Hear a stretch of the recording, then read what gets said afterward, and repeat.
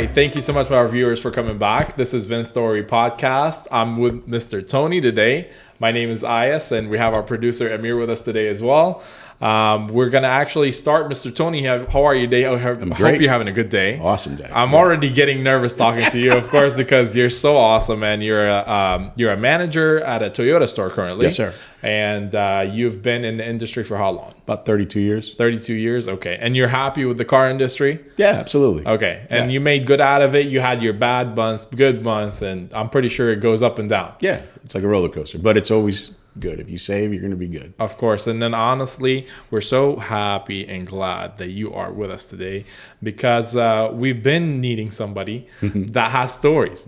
And we need somebody that has a good background and a good acknowledgement to our viewers, of course, to let them know, hey, this is the certain things that you need to do while you're buying a car. This is what to look out for. This is the right way of doing things. And then obviously we're going to talk about some other things that were considered offset or off limits most of the time in the car industry. So first of all, we're going to always jump into how you first started in the car industry. Do you love cars ever since you started as a kid? I've always loved cars as a kid. I always had cars and stuff. Exactly, yeah. That's usually our first set of toys anyway. Yeah. So what was your first car? What kind of car did you buy? I didn't buy a car. I got my license at 16. Okay. Birthday's on Christmas Eve, so my dad said, "That's awesome. You graduate high school, I'm gonna buy you a brand new car, everybody's kid dream car, sports car, whatever." And I got a 1977 Chevy Nova. Oh man! Oh my God, like a beater car. You're gonna learn on that because in Cuba I didn't have a car. And, and I did. I learned on it. In trial and tribulations. You're in a state that it snows. You got into a small accident in the snow. I mean, you learn. What state did you learn to drive? New Jersey. You started in New Jersey? New Jersey. Okay. Where were you born? Where are you from? I'm born in New Jersey, Weehawken, New Jersey. Okay. Grew up in a county called Bergen County, Fort Lee, right over the George Washington Bridge. Nice. Minutes away from Manhattan. Yeah. That's awesome. So you actually were born in a very nice area compared to everybody else, realistically. Not bad, yeah. But it's even tougher because you got to learn the right way, and this is the toughest area to actually drive in. Yeah. Realistically. Yeah. Now it's bad. Back then it was bad, but I mean, traffic, parking, it's not head-in parking, it's parallel parking. I mean, exactly. The road test is the worst there. No, of course,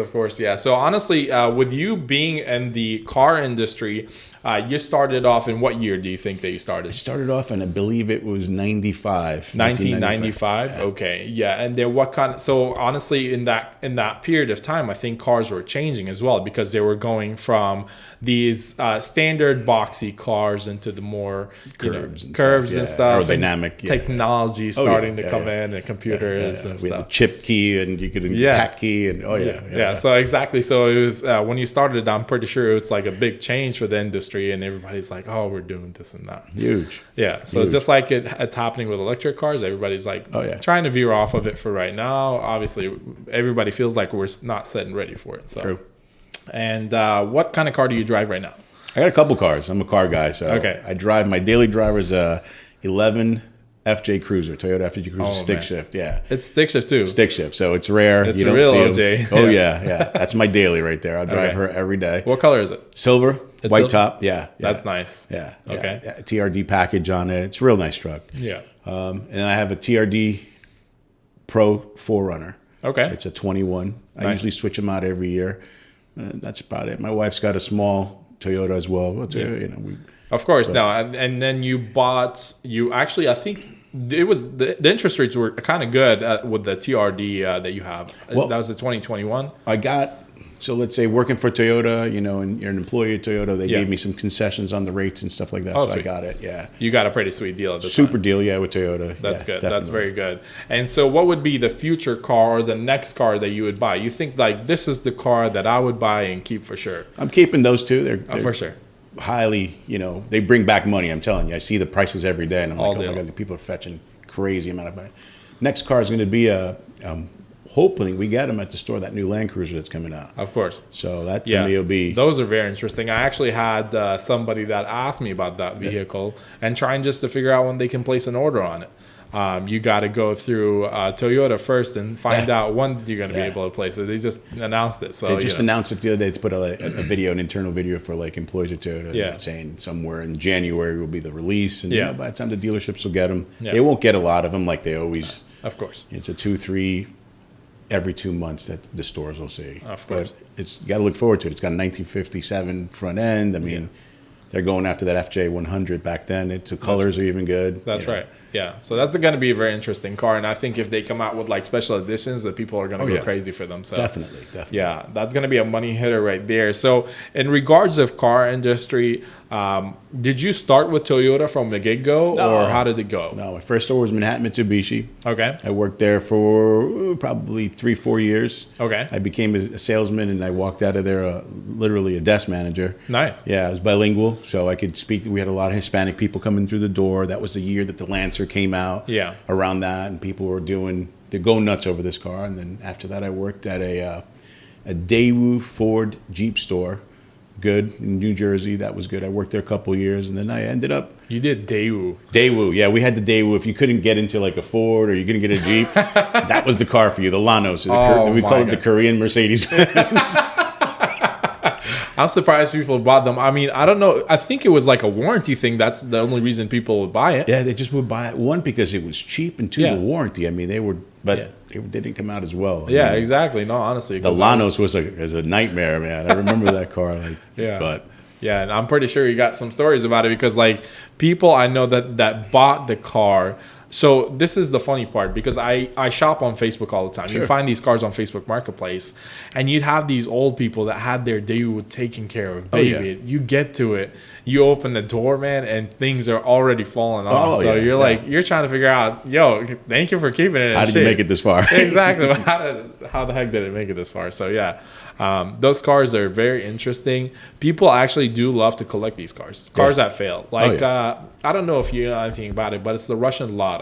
Lada, yeah. Yeah, exactly. So people actually are importing these cars now, because they passed that 25 mark. Yeah. And they can import, and they just collect it. Literally, the most stock is getting paid more. You pay more for that than buying something that been manufactured and made it actually better. But yeah, it's funny. The Lada's a huge car in Cuba. Of course. Oh my God. I mean, if you have a Lada, you're like somebody. Yeah, exactly. Yeah. And honestly, they're still running is what I like. Wow. Exactly. I know people, because we have so Volkswagen in Iraq we're talking about. So Volkswagen manufactured a vehicle that was designed in Germany. The engineers of the vehicle were Brazilian, and it was manufactured in Egypt, brought over to Iraq. So you can think of the quality. It's going. First of all, it's Volkswagen, which is like, okay, not so top luxury thing. It's manufactured in Egypt, so you got. So yeah, you're already seeing it going downhill, and then they're gonna bring it to Iraq, and those cars still lasting. It's like the craziest thing ever. It's called the Passat. So I mean, they have it there, but it looks very weird. It's hatchbacky. It's not our Passat, right? It's a different. It's a completely different. Yeah, they called it the Passat. That's the first Passat that they have there. So for yourself, I mean, do you see yourself moving towards the electric vehicles in the near future or in the further future, or you think that you're going to stick in that median of having only hybrids? Some manufacturers are only going to some of their vehicles in a hybrid platform only. Do you see yourself going the hybrid platform in the future, or are you seeing yourself going full electric? I think I'm going to go full electric. I just came back from a weekend. I rented one of those Teslas, 3. Great vehicle. I don't have a problem with it. My wife's starting to get into it. Oh my God. I said, let's just rent one. Let's see what happens. Yeah, exactly. And where I work, we have probably a dozen or so of them. Yeah. Just maybe I'm me. And I've driven all of them in there because I'm interested, what are these cars all about? And you get in this Tesla. We went up to, what was it? Where did we go to? Charleston. And we just picked it up at the airport, put in the trip. Yeah. Told us where to stop, preconditioned the battery. I mean, it was great. Yeah. It was great. And it wasn't bad. I didn't have to wait at a gas station. You rented it from a renting company? Or I rented it at Hertz. Okay. Perfect. Yeah. Because that's what they're famous for right now, is that Hertz is having their electric platform being EV thing. Yeah. They have the whole thing. They'll even give it to you for free one day, if you work it up. Oh, yeah. If you're in the President's Club, President's Circle, that's what they call it through American Express. Yeah.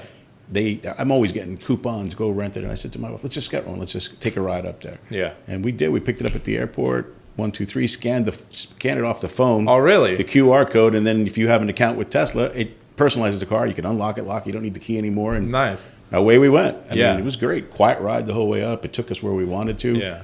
Yeah. I got charged one time, a supercharge. That's all. It was literally I don't know, 20 minutes there. Yeah, and I'm pretty sure that because now the superchargers are all set up with like nice stores and stuff next to them too. Yeah, one of them had like a bowling alley. Another place was a nice place to eat. Oh exactly. Yeah. So I mean, it's pretty. They're trying to set it up. It's closer to. So it's closer to being a rest area nowadays. Yeah. And then if you go to a rest area, usually you park your car, you just let it cool off, and let everybody stretch, and then that's what everybody's trying to make it look like. So I mean, we are getting closer there. Yeah. I just feel like if you do own one and you have to travel for emergency, God forbid, you're gonna get stuck at certain points, like trying to charge the thing. So, but in the city, I'm pretty sure it performs well. Mr. Amir is a huge fan of electric cars. Is that so? Yeah. So that's what he likes, and I think a little bit of the opposite.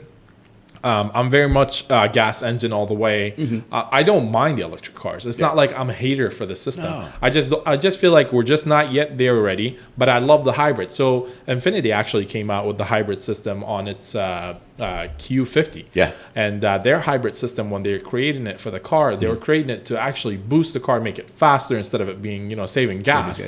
So that's a similar story to the turbo. Instead of it being saving gas, it's going to be boosting energy. So. That was pretty cool. So I see that now with Toyota having the Hybrid Max. That's something. That iForce Max is sick. Exactly. You drive one of those, it actually picks up and goes. So it's something that's very cool. So I think like if I would ever go in the future and then let's say you have to pick between either electric or a hybrid, I'll definitely go with the hybrid. Just love my gas engine. You got to hear that turbo spool. You have to do it. So it goes like that every single time. Now you were talking about something that's very interesting is that you passed right through everybody at Hertz. Straight walked up to the car, and if you have a Tesla setup, it will set up the seat the way you want it. You know what I mean?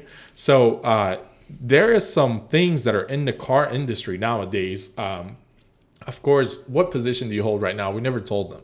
I'm a sales manager. You're a sales manager. So you've been in the industry, of course, for a long period of time and have a lot of experience. There's some people that are going online and just buying cars.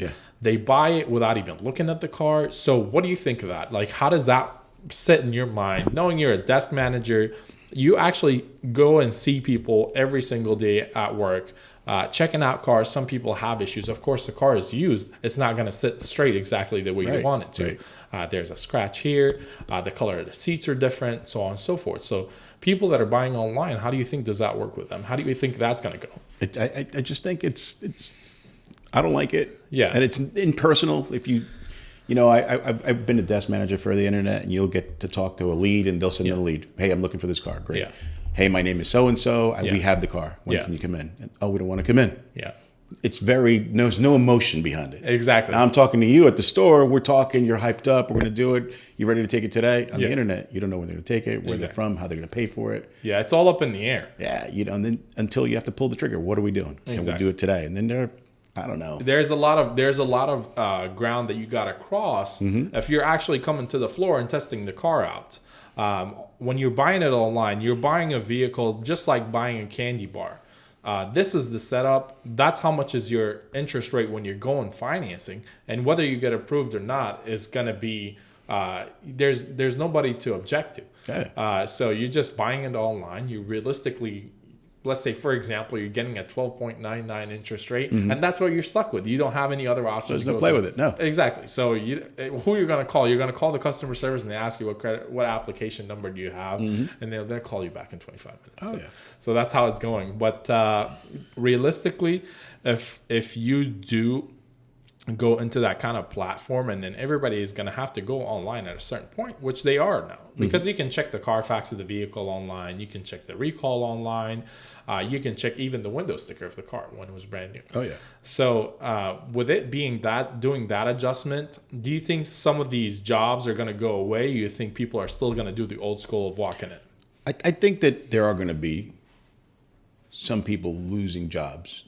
Your sales floor is going to go. A store I'm at has, roughly 70 salesmen combined, maybe 20. So it's 50 floors, 20 on the internet. The people on the internet will have their job. The people on the floor will start diminishing because people are going to be able to buy the car, not even have to go to the store. That's right. I think we're going to have delivery specialists like you get in the Highline. You go to Lexus and here's my delivery specialist, and they'll show you the car. They'll pair your phone to the car. I think that's going to happen on a new platform. On the used cars, I don't think so. They're going to put it on the truck. Your truck's going to show up at this house. That's it. That's exactly how it's going to go. So you get like, so with that, you buying a car from CarMax. I don't know if you've ever been through this process, but I did multiple times. When you buy a car from CarMax, they attach your email onto the let's say the order. Right. And I'm shipping the car from Miami, for example, and then they'll send me an email like, hey, your car is in Fort Lauderdale. Mm-hmm. Hey, your car is just reaching around Orlando. You want to come to the store? Like, yo, it's coming tomorrow. Yeah.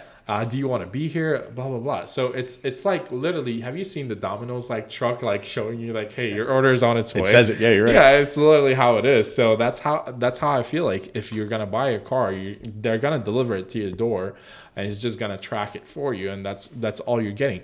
But if you get something wrong, good luck finding somebody to help you out and take it back. Exactly. So. You got like these Carvana guys. You buy a car there and they show up to your house and half their title work isn't done now. There's a lot of stuff going on. Yeah, of course. They just can't keep up. After COVID, it changed the whole game. Of course. You know, and even in the store I'm at, I'm seeing people buying cars and hey, I just got this car, but it's got a tear in the seat. Yeah. Or it's got a cigarette ash in the seat. And you're like, exactly. It's a used car. It's not new. If you wanted a new one, we have the new one, you know. And I don't know what kind of compensation would they be even able to offer. But there's an interesting situation because at work, I think we were talking about this before filming, and then you saw that somebody had a credit application falsified information. It's getting into that. Yeah. So if you're buying a car online, how do you think people are going to react to that? So, I mean, people are going to, let's say they stole your identity, put that information in there. How do you think that's going to work? It's crazy. I mean, and you got to have, like today I saw one case like that and it was, it said Hawk Alert. Somebody, is using this and we confronted the person. Hey, come on in. Yeah. And that person came in, the real person and the person that committed it. Yeah. And the authorities came, they interviewed the person and, they couldn't arrest the person because we technically sent that person a link to fill out a credit app. Correct. Now, I don't think she's going to get in trouble more as the person that filled out that app at an ISP number, and they'll go there. Yeah. So I think it's going to happen. And as the economy changes and people are losing jobs or they're getting desperate with their credit because they didn't take care of it, exactly, they're going to start doing drastic measures. I mean, I see it every day. The average credit scores now are changing, and the cars or trades that are trying to get out of are higher. They're not worth it anymore, and bank rates are through the roof. You get a 700 Beacon, they're walking out 10, 12%. Exactly, yeah. And it's back to 20 years ago when, 9/11, before 9/11 happened, that was a rate. There was no 0%. Yeah. So now it's going back to that, and we're seeing that. And store average where I'm at is 10.5% right now. Yeah. So it's tough. So I mean, realistically, but so these people that are buying these cars and they went through the hassle of getting as much money as they possibly can get to put as a down payment, right, trying to fix up their credit. And then last year in December, all the cars, realistically, the one that were used dropped by about 20%. Oh, yeah. So now the car that you thought is going to fix your credit, you owe so much on it. Your interest rate is already through the sky. It's not going down. It's a little bit harder. No, we're not trying to make it bad, but we see this on the floor every day. So we're trying to approach the people, give them the right reasoning, and give you the best deal possible, because some people are so upside down. Oh yeah, and they can't get out of that car. It's almost impossible. So you got to just make your payment, and it's hard for them currently to make that $700-800 car payment, trying to get a better car because that car is already falling apart and it's undervalued. Oh yeah. Yeah. So after the boom of prices, and now that the car prices are going down to a much more approachable number, they want the $25,000 car, but you're upside down $10,000. So we can't finance you a $25,000 car for $35,000 plus the taxes and so on. So yeah, that's where the issue is happening. Now, do you think any advice? Speaking of all this information, do you have any advice for people, or at least buyers that will come to your store? They will see this video. They'll come to you and say, hey, we want to purchase a car. What kind of advice would you give somebody that's going to look for a car, whether they have bad credit, whether it's just a general advice for someone that's shopping for a car? My first piece of advice is take it slow. Don't jump right into it. Exactly. There's tons of cars. Yes, there's a shortage of cars, new cars, used cars. Some of them have the keys. We can't get them, a chip or this. Yeah. Just slow down. That's, to me, I don't like to make an impulsive decision. Yeah. You buy something, oh my God, buyer just bought this car, buyer's remorse. Why did I buy it? The payment's too high. I bought all these things in the back office. Just slow down. Yeah. See what's going on. Go informed. Check out rates, what they are. read the car for what it really is. You know, hey, I got to have this. It's impulse. People, you know, back in the day when we would train salesmen to get into cars and we'd like hone in on their hot buttons, the radio, the rim, this, that, and it wasn't really going into what the person's need was. Now it's, hey, how much could you pay a month? What's your down payment? What are you driving? That's right. You have to just be aware of what you're going to buy. Don't buy the first thing because you want it so bad. Think, is it going to work for me? Am I going to have this car? Do I see myself in this car? Can I afford this car for 48 months payment? Exactly. Instead of going into the 72-month thing, but we're going to stretch it out. So, I mean, I worked in a different dealership. I worked in the subprime dealership. Mm-hmm. And people that come in there, they just started their job 3 months ago. They have a little bit of a rough credit history. Sure. And what I usually explain to them is that before you sign for this car, you just started 2 months ago. Do you see yourself going for a year with this business? Do you like your current position? Before you sign for it, yes, you can't afford this $400 payment now, but if you need to change your job, would you be able to afford it during that 1 month that you don't have a job or looking for a job? That's something that I usually try to tell people, as long as they have decent income, or they seem like they have very good credit score to where they know how to budget their life, which is what your credit score really reflects. Mm-hmm. It reflects that, hey, you're able to budget your life, you're able to pay your bills, and as long as you're paying people back, then you should be good. Sure. But if you have a rougher patch in your history, we always try to make sure that we pick the right car, right payment, something that's very approachable and affordable for you. So you're absolutely correct. So that's the right way to do it. Do your research online. Look for the vehicle that you like and want. And just look for the models and compare prices in the city, and then make sure you pull the right trigger. Don't go, because the car is red and you like red to buy it. It could be a black one next to it, and it would have better options. Absolutely. Yeah, exactly. Absolutely. Or I'll see a trend that's been happening now in about like a year and a half now. People that just come to the country. Yeah. They don't have anything. You don't even need in the state of Florida, you need a driver's license to buy a car. Exactly. I can get you done with a state ID, a passport from the country of origin you have, as long as it's not expired. And that's right. 3 months bank statements, and if you could prove that you make $2,000 a month and you have a good down payment, I'll get the person done without a social security number. Tax numbers are getting cars. That's right. And these people are walking out and they're preying on them. I see it. People get preyed on. And those are the hardest working people too, because they do not stop. And regardless, whatever it is, like they will make sure, because they hate debt. Yeah. Like foreigners that come into the country, they hate debt. They walk in there, they want to.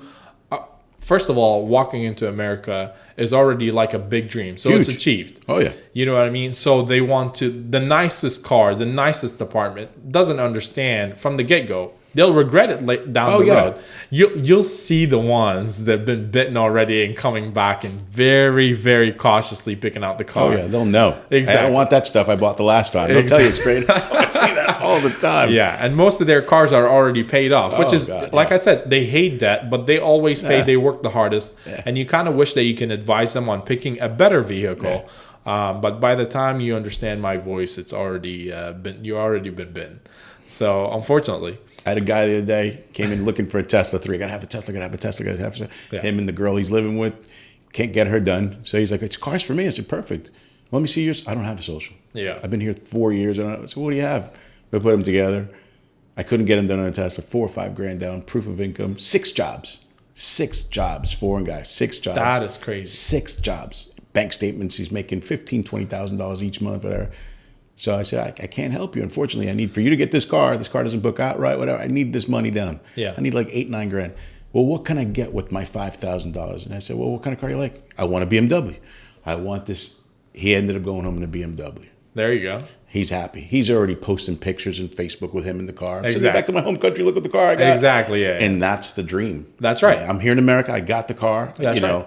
But he didn't tell him he has 6 jobs. Exactly. That's the part. And I feel sad sometimes seeing that. That's right. It's horrible. Most of the people that so this is the problem with people that are outside of the States, is that, hey, this person that you're looking at online looks happy. It's green behind him, but it's not as green in his pocket. No way. And under his armpit, because he's been sweating, busting, working every single day, at least 12 hours, just to make sure that he can pay for that scenery and that car. Oh, yeah. You know what I mean? So, and the clothes and the shoes, we're not even going to get into all that. You know what I mean? No. So just be very wise with your money. We're trying to make sure that when you're buying a car, that you're buying something that you can first of all afford, which is the most important part. And that's how they did it old school. You're going to buy a Cadillac. There is different trim levels for a certain reason, for something that you can afford. Oh yeah. The luxuries don't really change that big between older cars and older cars and newer cars. When you were sitting in the 80s period, for example, you might get a automatic door lock or something, but that's something people didn't care much for, as long as it's in the price bracket that you needed.